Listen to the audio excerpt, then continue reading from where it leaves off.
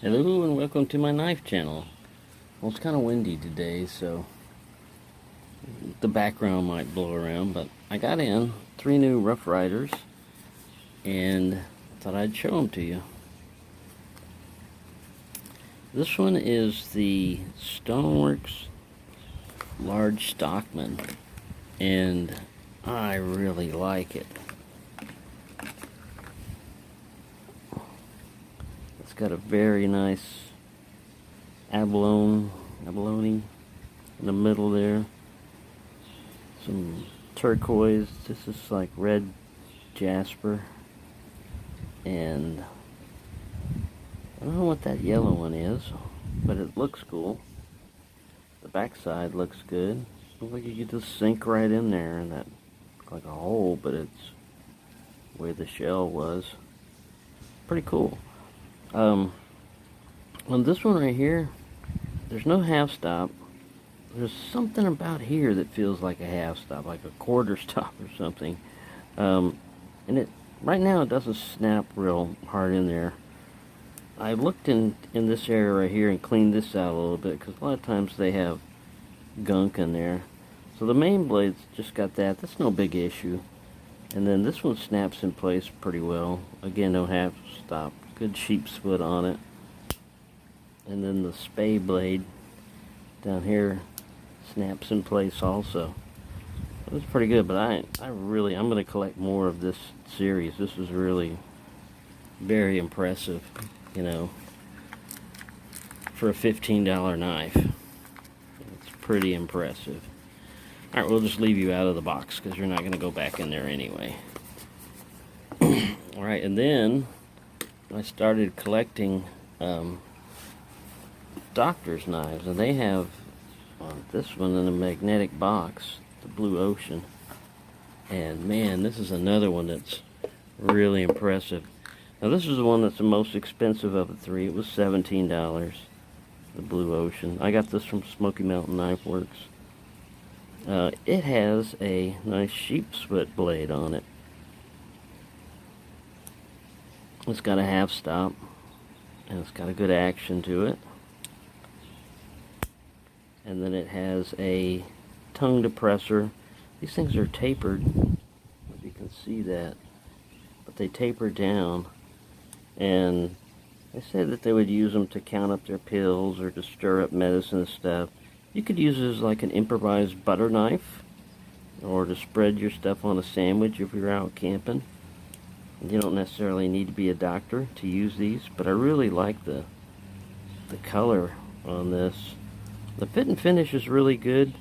Occasionally you'll find little flakes of brass or whatever, but I usually just either take a little bit of sandpaper or one of these toothpick knives and just go in there and just knock that off. But I don't see anything wrong with this knife, man. It's excellent. I love it. And then the last one is this Tobacco Road. I've seen the series, and I've always wondered, what is that? You know, what is that on there? Are those pins or what? And I think they're copper rivets, but it's... Oops, sorry. I banged the little thing here. It's very nicely done. And it's got that tobacco bone in it. It doesn't stick out. It's got the cross hatching on it, so it gives it a little bit of grip. And it's a Sowbelly, I think it's a Sowbelly trapper. Yeah, and tobacco bone. It's got a nice half stop on it. It says Tobacco Road, back in the good old days on Tobacco Road. Good lockup on it. This model is, what is that, 1892? Yeah. So that's the main blade, and this is the spay blade here. Again, like a nice almost hollow ground. It's flat ground, but it almost goes into a hollow ground shape here. It may actually be, I don't know. I haven't measured it. The grinds on them are pretty good. I haven't looked at all of them real closely, but the edge grinds are fairly consistent. I'm just usually looking at the width right here, just checking it. going down, and of course usually on the tip they get a little bit wider. It's kind of hard to maintain that, but it's got a good edge grind on it. So those are the three that I got in today. I really like those.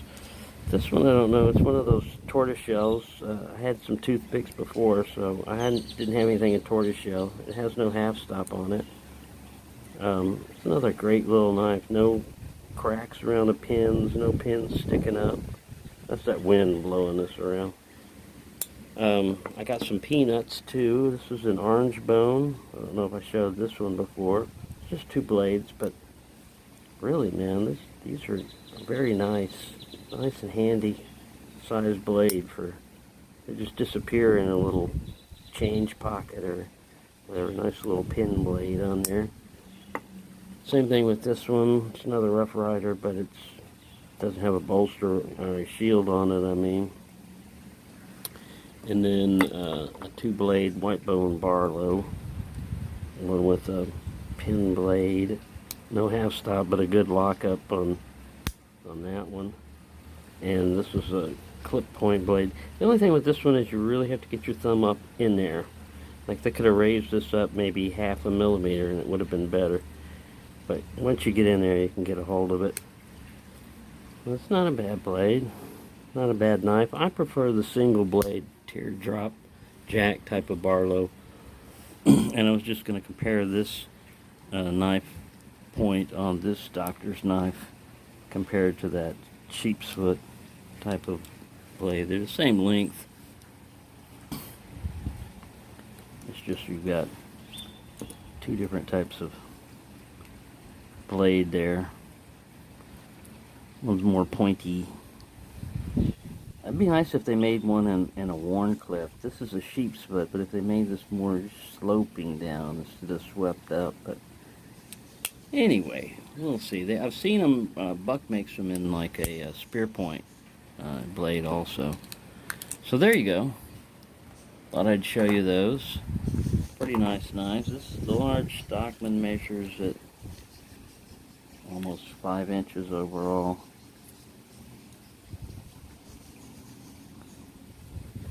And this is in centimeters. It's measuring in centimeters. So yeah, almost 11 centimeters. Is that the small one? I think this would be like, I don't know.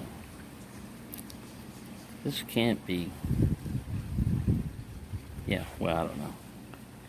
Anyways, I'll stick with inches. I know them. But anyways, yeah, all three of these series, I'm going to definitely be looking at other patterns in that because I really like the way this tobacco bone, the Tobacco Road one is done with the tobacco bone on it. And this Blue Ocean, most of these, like Smoky Mountains, go anywhere from like $12 on up, the doctor's knife. And so with this one being at 17, it's like one of the higher end ones, but it is nice. It is really, really worth it. And so is this one. You know, some people might think that's gaudy, but I think that's beautiful with the crown bolster and everything, and just really looks good. It's a really nice looking knife.